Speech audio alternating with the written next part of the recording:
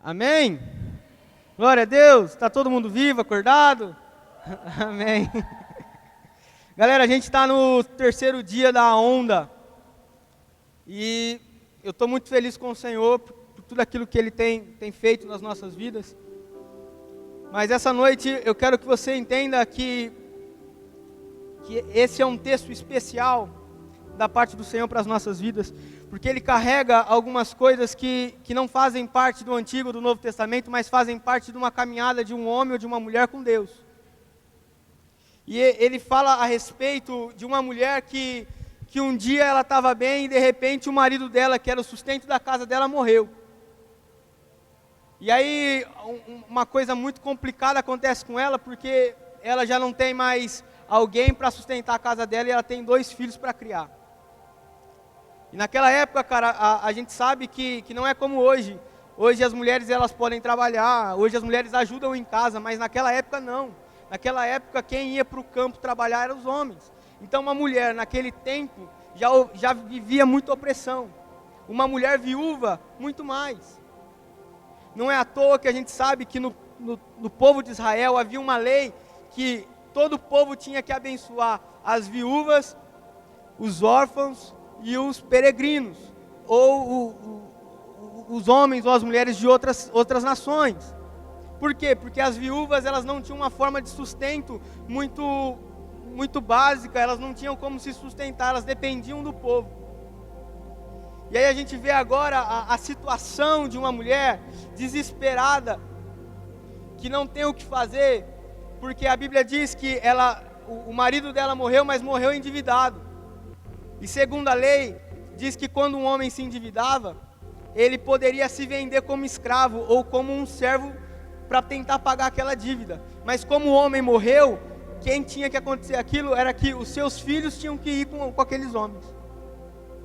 E aí a Bíblia diz que aquela mulher, então, sabendo da situação e sabendo que ela não podia fazer nada, ela tem 2 escolhas. Ela poderia ter a escolha humana. Qual a escolha humana? De talvez roubar. Podia ou não podia, gente? Ela não tinha dinheiro. Ou ela podia talvez se prostituir para ganhar dinheiro.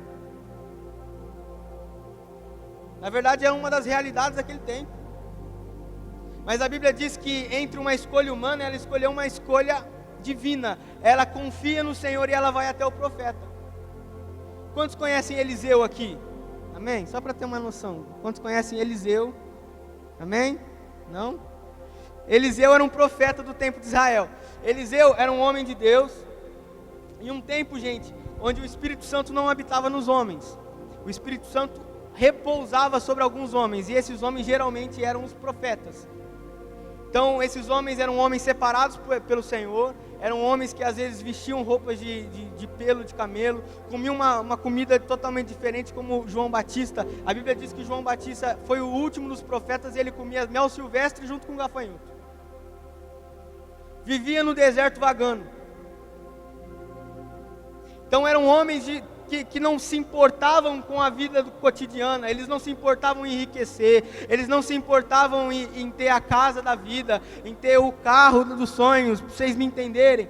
Eles eram os homens que eles queriam ter o pouco possível para sobreviver, e o restante para poder adorar o Senhor. Esses eram os homens. Agora tu imagina uma mulher viúva de um homem desse, que não tinha muitas posses, que toda a posse que tinha era o Senhor. E aí a gente vê, cara, que a onda da vida bateu nela.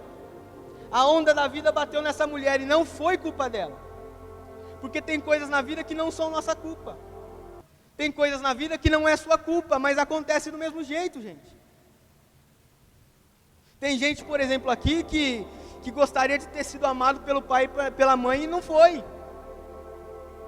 Culpa sua? Não. Tem gente aqui que talvez não conheceu o pai ou a mãe, culpa sua? Não. Tem gente aqui que talvez foi magoado, machucado por alguma coisa, culpa nossa? Talvez não. Mas a vida é como um mar de ondas, e as ondas vêm e batem nas nossas costas, as ondas vêm e nos levam para a praia machucado. Porque assim é a vida te bate, até você se prostrar. Eu assisti um filme do Rocky Balboa. Quem já assistiu Rocky Balboa aqui? Eu já estou ficando meio velho. Alguém já assistiu Rocky Balboa? Já. Tem uma parte do Rocky Balboa que ele está conversando com o filho dele bravo pra caramba com ele, porque o Rocky até então era um cara famoso e tudo mais, e o filho dele não queria viver à sombra do pai. E aí de repente ele está numa discussão e tal, virou até um vídeo motivacional, e ele fala assim: cara, a vida vai te bater, mas todas as vezes que a vida te bater, você tem que levantar, porque não tem a ver com quanto você bate, tem a ver com quanto você aguenta apanhar. E aí a gente vê aqui na palavra, e aquela mulher, ela não toma métodos humanos, ela toma um método divino, ela vai até o profeta do Senhor. Ela escolhe ir até o profeta do Senhor. E aí vamos acompanhar, olha o que ela fala. Ela chega lá e fala assim, ó: o meu marido, o teu servo, morreu, e tu sabes que o teu servo temia ao Senhor. Agora preste atenção nisso. Salmos, capítulo de número 35. Salmos não tem capítulo, mas só para vocês entenderem. Salmos 35, versos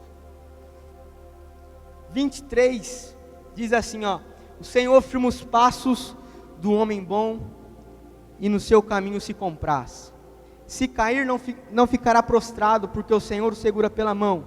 Fui moço e agora sou velho, porém jamais vi um justo desamparado, e um filho de um justo mendigar o pão. Então tu imagina só, aquela mulher chega para aquele profeta e fala assim, ó: tu sabe como que o meu marido era, e você sabe que ele temia ao Senhor. Ou seja, se ele temia ao Senhor, ele é esse cara aqui dos Salmos. O justo jamais vai mendigar o pão, porque é uma promessa do Senhor. E essa promessa não tem a ver com o Antigo Testamento, não tem a ver com o Novo Testamento, tem a ver com aquilo que Deus é no seu reino. E Deus é aquele que se compraz naqueles que o servem e o seguem. E aí a gente vai ver, cara, que ela fala assim, ó: o meu marido morreu, e tu sabes que ele servia ao Senhor, e veio o credor para levar os meus 2 filhos para serem servos, ou seja, escravos. E aí Eliseu vem e fala assim: então o que você quer que eu faça? A primeira coisa que a gente precisa entender, gente, é que Jesus nunca vai chegar para a gente e vai dar a resposta de mão beijada. Ele sempre vai fazer a gente pensar naquilo que a gente tem. Ele sempre vai fazer a gente pensar, porque a fé não é mística. A fé é racional. Gente, a fé não é mágica. A fé é racional, ela tem que ser pensada. Você fala: Samuca, você é louco? O que tem de racional em alguém ser curado de um câncer? Tem de racional que a minha Bíblia diz que Jesus, o Senhor, é aquele que cura. E quando eu sei disso, eu sei que Ele é poderoso para curar um câncer. O que tem de racional em alguém que estava nas drogas e de repente agora lá pregando o Evangelho? A gente teve o Leandro Luz domingo, cara. O que tem de racional nisso? Tem de racional que a Bíblia diz assim, que pode uma mãe se esquecer de um filho, mas o Senhor jamais se esquecerá dos seus. E é essa certeza que precisa ser vinculada no meu e no teu coração, de que o Senhor jamais se esquece de um filho. Mesmo que o seu pai, que sua mãe se esqueceu de você, o Senhor jamais se esquecerá de mim e de você. Por mais cagada que eu possa fazer, por mais cagada que você possa fazer, o Senhor jamais se esquecerá de nós. E aí ele pergunta e fala assim: o que você tem na sua casa? Ele pergunta: o que você tem na sua casa? Presta atenção. O Senhor, todas as vezes que vai realizar um milagre na vida de alguém, Ele não faz o milagre do nada. Ele sempre usa alguma coisa que você tem. O Senhor não vai realizar um milagre do nada. Ele vai realizar através de alguma coisa que você tem. O que significa, Samuca? Significa que o pouco que eu tenho na minha mão é insuficiente. Mas o pouco que eu tenho na mão de Deus se torna suficiente. O pouco que eu tenho na mão de Deus se torna matéria-prima de um milagre. Na minha mão pode ser que eu passe fome, mas na mão do Senhor coisas maravilhosas acontecem, cara.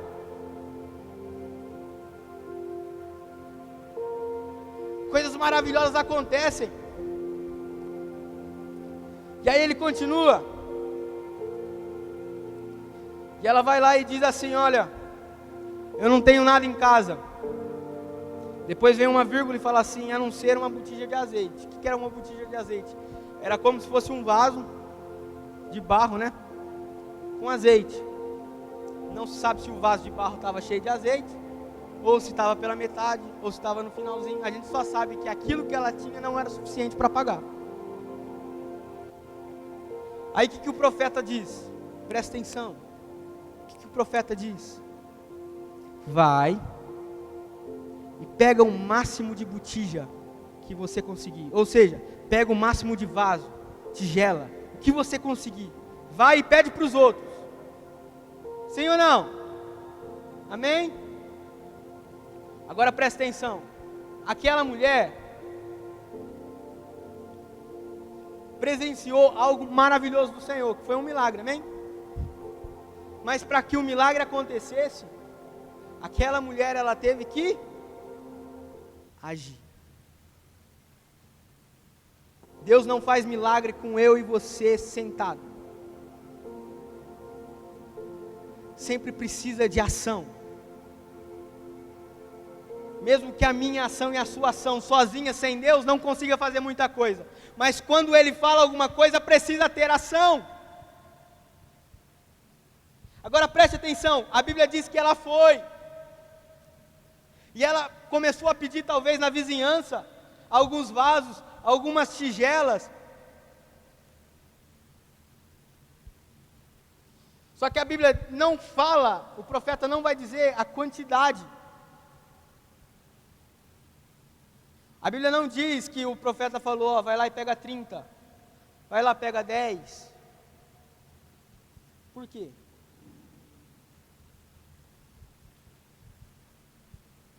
Por quê?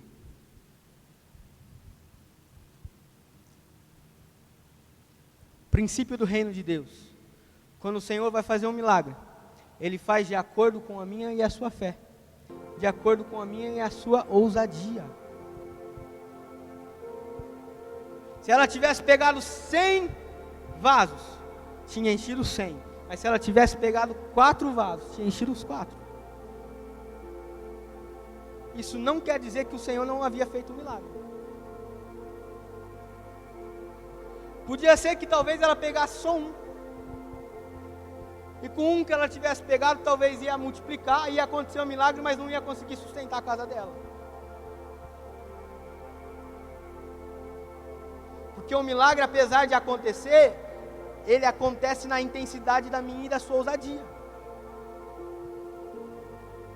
Da minha e da sua fé. Quer um exemplo muito claro? A gente confunde fé com loucura. Quer um exemplo? Você é um cara ou uma menina que quer cursar medicina. Beleza? É uma coisa difícil? Sim ou não? Difícil ou não? Hoje no Brasil, para você cursar medicina, precisa de no mínimo 300 pessoas para uma vaga. O cara tem que ser monstro para conseguir cursar. Ou ter muito dinheiro. Enfim, tem que ser milagre dos dois lados. Beleza? Aí você tem aquela vontade, um milagre, você está almejando. Mas você não pega nenhum livro para estudar. Isso é fé ou é loucura? Loucura. Isso não é fé, gente. Isso não é fé, não. Isso é loucura. Eu quero ter a maior igreja do Brasil. Mas se eu não trabalhar para que isso aconteça, não vai acontecer, é loucura. Quero ir para as nações, mas não sei inglês, é loucura. Desculpa. anos atrás, o Senhor levantava às vezes analfabetos. Então pessoas que às vezes não sabiam falar inglês, às vezes iam para outras nações. Hoje já não tem essa desculpa, gente. É verdade ou não é?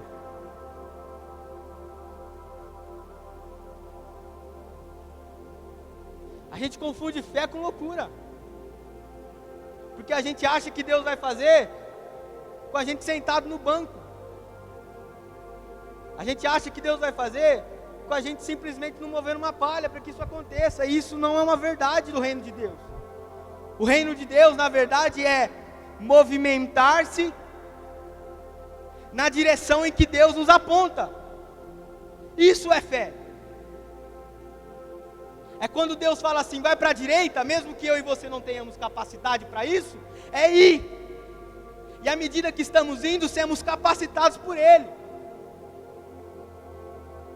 Quer um exemplo? Os 12 apóstolos.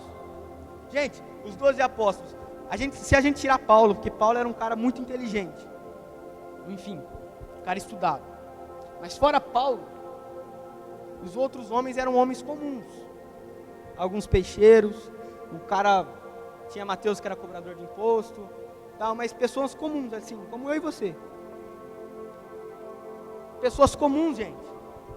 Pregaram o evangelho no mundo que era conhecido naquela época. Como?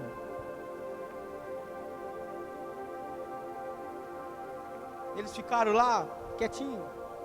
Não, gente, eles foram. Tem um versículo que Paulo fala assim, olha, a gente estava indo para, não lembro se era para a Ásia, e aí o Espírito Santo veio e soprou, e não deixou a gente mais ir. Gente, era gente que não era capacitada talvez, gente que fedia peixe, mas que olhou para o Senhor, olhou para aquilo que Jesus tinha falado, ide por todo mundo, e foi. E grandes milagres aconteceram, pessoas foram salvas. Hoje o Brasil é um Brasil praticamente cristão. Vocês vão me entender no que eu estou dizendo? O Brasil é laico. Laico, mas se você for pegar as leis do Brasil, por exemplo, são leis que às vezes fazem parte da Bíblia, cara. Algumas leis. Porque homens olharam, não olharam as dificuldades para ir. Mas para nós terminar, e aqui o último segredo de todos.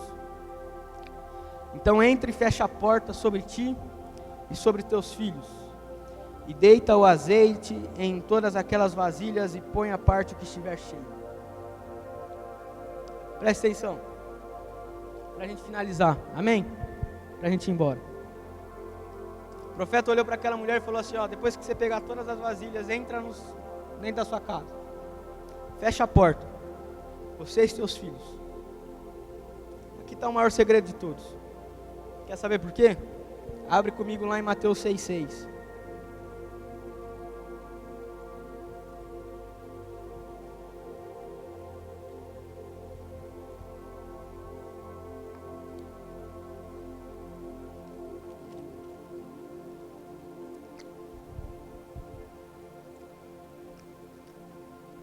Mas tu, quem está falando isso é Jesus.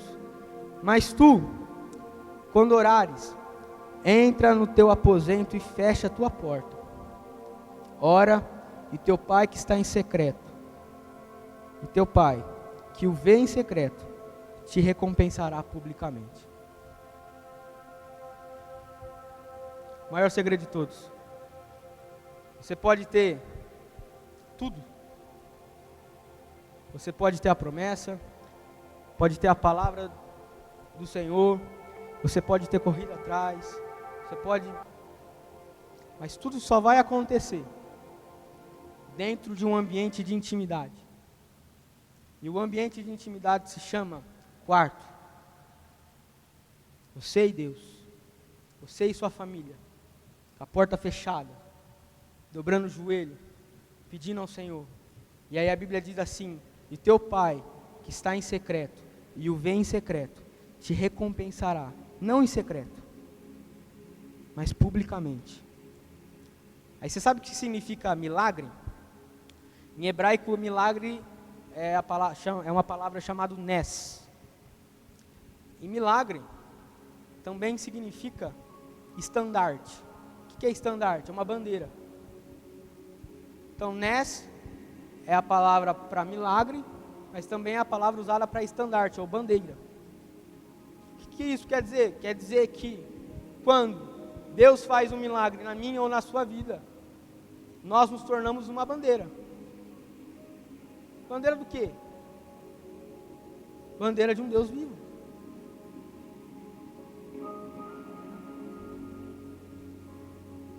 Então não é, quando a gente fala sobre milagre, gente, a gente não está falando de uma coisa que é só do nosso interesse. É do interesse de Deus também. Quer maior evangelismo do que a tua vida e minha vida? Você pode ser ruim de falar sobre Jesus, mas se você mostrar Jesus com a sua vida, não precisa falar nada. Você pode estar lá no seu serviço, lá na sua escola e não saber falar sobre Jesus, mas se você for diferente, eu te afirmo que eles sabem que alguma coisa está em você, e é Jesus. É que a gente aprendeu a falar muito, aprendeu a ser uma, como se diz, uma geração escandalosa. Fala demais, mas no final das contas vive pouco. Quando na verdade, quando Paulo vai falar com Timóteo, ele vai falar assim, ó, vive.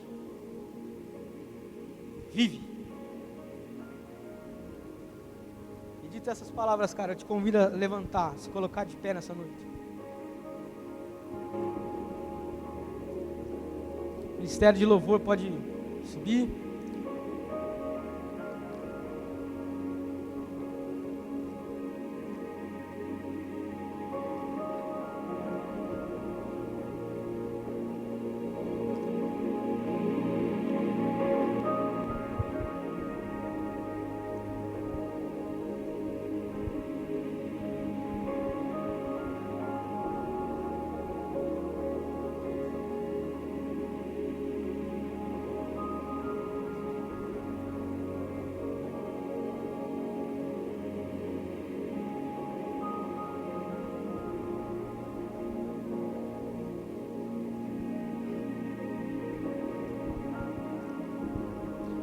Amém?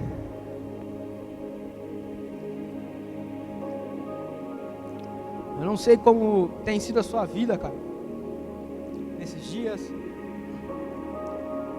Talvez você esteja numa situação complicada, se batendo no mar da vida, só levando bordoada, só levando tapa na cara. Aparecendo tropa de elite, pede para sair.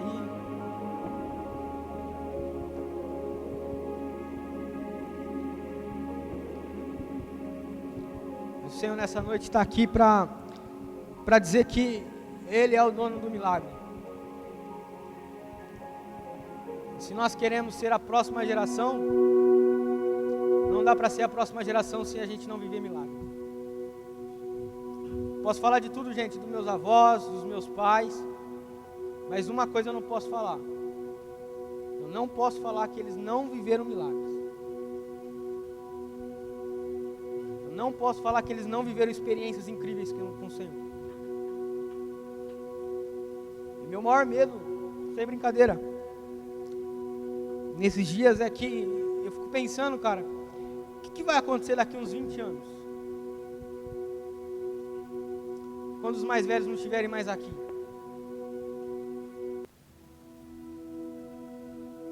Gente, me assusta. Me assusta isso.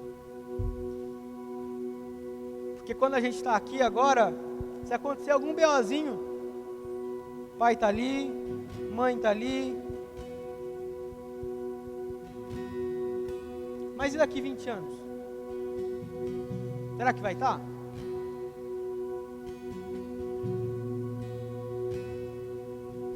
Sabe? A gente... Eu fico imaginando, cara, o que vai acontecer em relação à libertação, gente. Gente, eu não vejo gente da nossa idade expulsando o demônio. Gente da nossa idade sendo usada em cura, milagre, profecia. Dá para contar nos dedos. Eu fico imaginando quão mórbida vai ser a próxima geração, se a gente não acordar, se a gente não entender que daqui a pouco é a gente. Se a gente não parar de pular de galho em galho, não parar de ficar procurando movimento, não se fincar e ter raízes e falar: eis-me aqui, Senhor, eu vou dar frutos.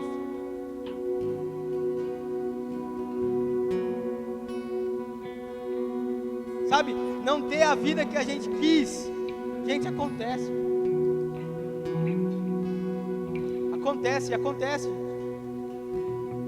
Às vezes você queria ter ido para a faculdade e não conseguiu ir porque não tinha dinheiro. Às vezes você queria ter uma vida melhor, mas quando você acordou para a vida, o mundo tinha virado de cabeça para baixo e você estava lá, tendo que ralar que nem um louco, com depressão.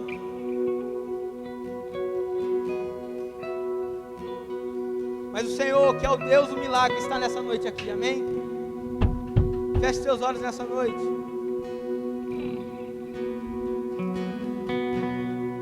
Comece a colocar nas mãos do Senhor o pouco que você tem. Comece a apresentar ao Senhor o pouco que você tem. Aquele pouquinho que nas suas mãos é insuficiente, mas que nas mãos dele é a matéria-prima para o seu milagre. Aquele pouquinho que nas suas mãos não dá muita coisa, mas que nas mãos de Deus é poderoso para fazer infinitamente mais.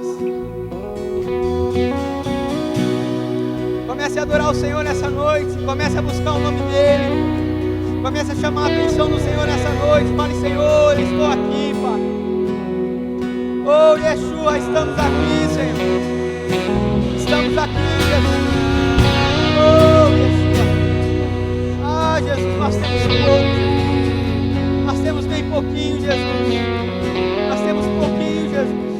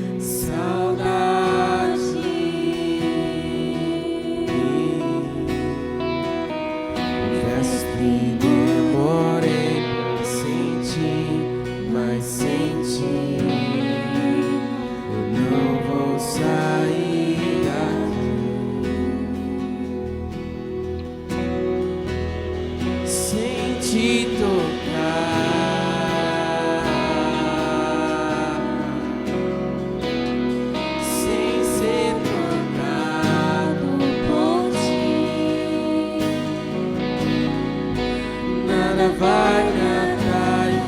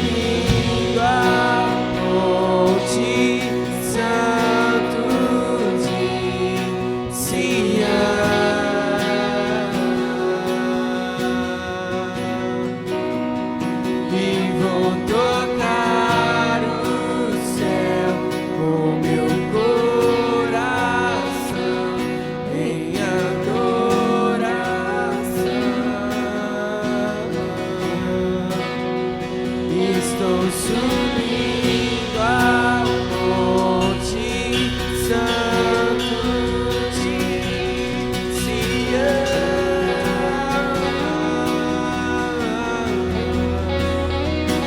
e vou tocar o céu com meu coração